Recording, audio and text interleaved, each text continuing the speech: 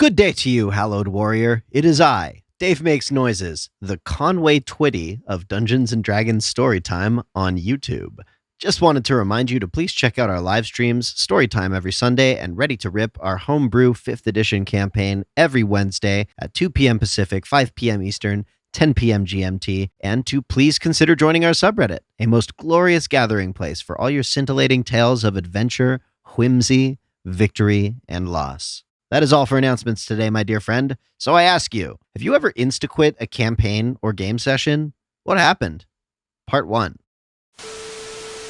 At level 1, I was abducted by the Illuminati, and they installed a bomb in my chest and wanted me to betray the party later. My lawful good character said, that, you can kill me now. So after a few minutes of back and forth with the DM about whether I was serious, I blew up and went home. If I wanted to be railroaded, I'd buy a train ticket. Haha, got him! In 26 years, I've only done it once. A couple friends and I were asked to join a 2nd edition campaign that another friend of mine had been playing in for a couple months. They had lost a few players, but wanted to continue the campaign. We agreed and showed up early to roll up characters. If I recall correctly, the average party level was around 5 or 6, so we rolled up characters of about the same level. At that time, I mainly liked to play melee characters, so when I rolled really well, I decided to make a good old-fashioned lawful good human paladin. We were all given what I would consider slightly better than usual gear, mostly +2 weapons and armor and some other magic items to catch up with the other players, since this was apparently a fairly magic-heavy setting. I don't remember the party composition very well, but I recall there was myself, lawful good paladin, a mage, a couple fighters, a thief, chaotic neutral, of course, and a couple other players. The setup was pretty basic. We were hired by the lord of the city or whatever to act as emissaries with a very large orc tribe that lived nearby. Apparently, the humans and the orcs had been on the brink of war for some time, and the lord desperately wanted to avoid bloodshed. To accomplish this, we were to travel to the orc settlement and present the chieftain with a gift. An ornate ceremonial dagger. It was basically just a pretty +1 dagger. Being the most obviously trustworthy of the group, the Lord gave me the dagger to carry, and I vowed to him to deliver it safely. Even this early in the session, it was pretty obvious that the player of the thief was one of those players. He had apparently decided that since he was a thief, that meant he had to steal everything and anything he could. The rest of the party be damned. He actually had twin magical short swords. I believe they were +2 or even +3. So I didn't think he'd actually even want the dagger, but I decided to be safe. So I carried the dagger in hand the whole time to keep it safe to the local leathersmith and bought a sheath for it. I then proceeded to strap the sheath so that the dagger was in the center of my chest, and then put my chain and plate mail on over it. The other characters had remained at the keep, preparing supplies for the journey. It was about a day and a half travel to the orc settlement, so we left immediately. I rode out about 10 feet in front of the rest of the party to watch for trouble, in reality to keep my distance from the thief. We made camp for the night just outside of the settlement. At this point, I slipped a note to the DM, who was sitting next to me, that I would be staying awake all night, only pretending to sleep. We were brought in front of the chieftain the next day, and I removed my plate mail and chain and presented the dagger to him, extending the Lord's wishes for peace between the groups. He seemed pleased at first, but then grew enraged, as he immediately recognized the dagger to be fake. We were surrounded by hundreds of orcs, most of whom were warriors, all of whom were ordered to kill us. I shouted to the chieftain to stop, acing a charisma check. He held up his hand to stop his warriors from attacking us.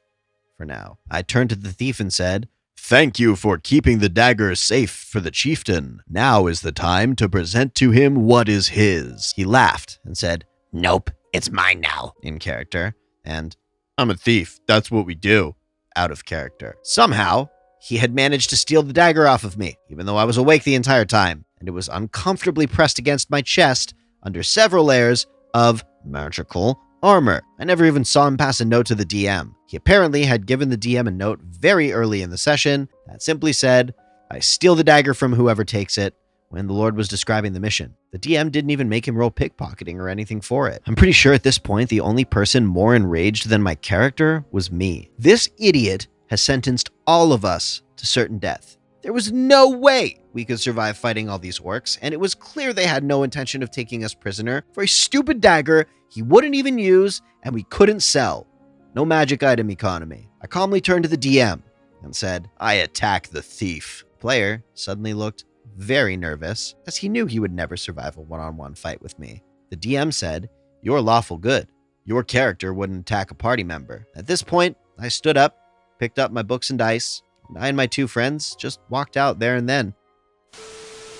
Years ago, I found an invitation to a new 4th edition game on a local forum. It was just coming out, and I wanted to play, so I signed up. We agreed to play at the GM's home on Friday evenings. It was about 30 to 45 minutes ride without traffic for me, but I was willing to do it. Then the crazy started. Before the day, we met up to roll up characters. Players started getting rules and conditions emailed to us that got more and more bizarre. First was the very specific player count. No more than 5. Then he declared that on days that his wife decided she was playing, someone else would be excluded. I asked if that meant that one of the 5 people who thought they were playing would just be eliminated, and he said no. They can sit and wait while she was playing. Next day, he arbitrarily decided that the start time would be 90 minutes earlier than we agreed to. Also, the door would be locked if anyone were more than 10 minutes late, and he would not let anyone in. I would have to be 30 to 45 minutes away while now driving through rush hour traffic and be there by 5:30 or be locked out. Then there was the food we were being required to bring. Yes, I said required. He sent a list of acceptable food items for him, his wife, and 3 kids. Since the early start time was now in the middle of his family meal, we had to make it up to them. At some point, the rest of the players in the email told this guy to go screw himself, and we all stayed local and played for years without him. My first campaign with the first group I met online upon moving to a new city. The DM sent an email about all of his homebrew rules and the main classes that corresponded to the elements that ruled the world. It was all pretty rambling and made no sense with what he said was the plot. This was 3.5, so I rolled a vow of poverty monk to have a simple yet powerful character. The session was basically a ridiculous dungeon crawl where we fought things 5 to 10 CR above our level. But that's okay. The dungeon has resurrection stones where we respawn when we die but lose all the XP we've gained. As the session rolls on and everyone has died at least once, the DM gets annoyed with how well my character is doing because I used a hex combo and tells me I have to make a new character. I suddenly get an emergency call when I'm working on my new character and have to leave. The next day, I email the DM and tell him I'm not interested in continuing the campaign, but thanks for inviting me. His response is a rambling and angry tirade about me ditching them and how I just want to play hacks, again, with that word, characters, and so on and so forth. Also, turns out I was mostly invited because I lived near the DM and he wanted someone who could give him rides to the game. As an aside to the game, I was a little weirded out by the setting.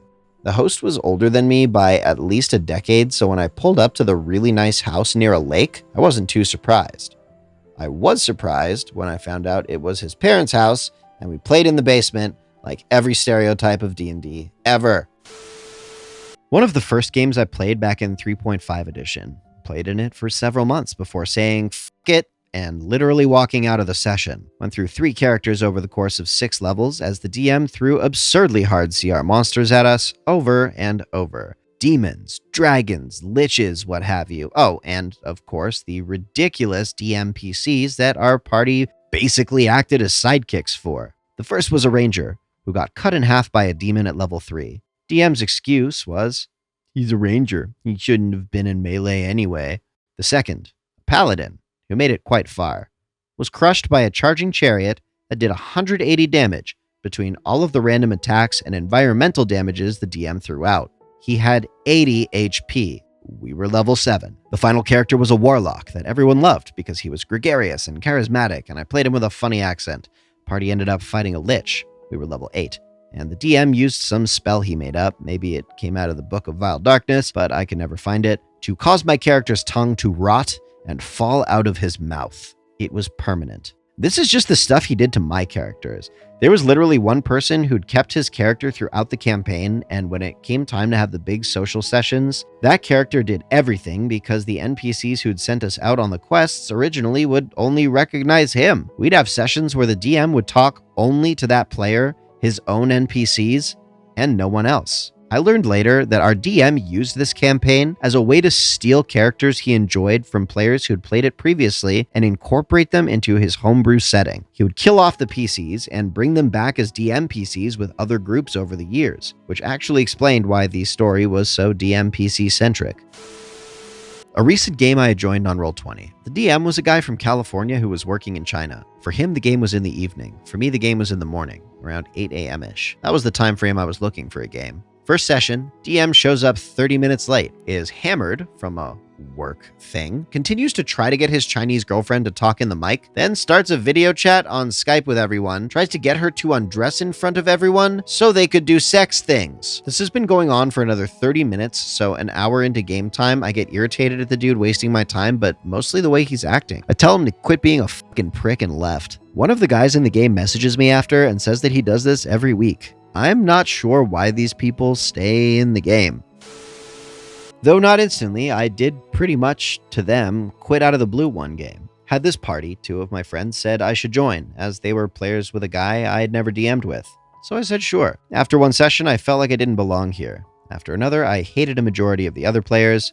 Third game, I quit. One character was the rule master, argued about every choice the DM made, all the while stat playing, metagaming, and never role playing. One of my friends was a rogue who was pretty much stealing everything he could from the party. The monk hid behind the "that's how my character would act" when he has a 16 intelligence. I begged to differ about his stupidity. They asked me why, majorly due to the fact that I picked up hosting the game in my apartment and they'd have to go back to the public library. I looked at them all straight in the face and gave it to them, both barrels. Especially since they all bragged about how great players they were. Can never stand it when someone argues about rules and doesn't know what it means to roleplay a tabletop RPG. Salutations, my fellow stellar interlopers. Thank you for parking your boundless consciousness at this video for a spell and for watching it through to the very end. Just wanted to take a second to politely badger you to join our subreddit, r/MrRipper, as it is like having our very own Candlekeep library. Except anybody can come in, and you don't need to share a story to gain entry. But while you're there, it couldn't hurt. Anyway, please check out our live streams every Sunday and Wednesday. On Sundays, we do story time, and on Wednesdays, we roll dice, owe a raccoon a boatload of money, work for a large cat, burn dumpsters on public streets, and fight pie mimics. Streams start at 2 p.m. Pacific, 5 p.m. Eastern, 10 p.m. GMT. Come hang out, chat's always hype, and we would love to see you there. If for some strange reason you don't have shirts, please consider buying one from our merch store. It helps the channel and helps you have more shirts, which I think is pretty nifty. You sweet little pumpkins are the highlight of my week, and I'm so happy that you're starting to find your own D&D groups and jump into the greatest game that ever was, and it's just amazing to see people taking inspiration for their games from the stories we share on the channel. Keep it up, kiddos. You give me so much hope. You make me so proud. If you love me and want me to be happy, please check out my website. As always, please sub for Nat 20s. We love you so much. Eat your veggies, and we'll see you tomorrow.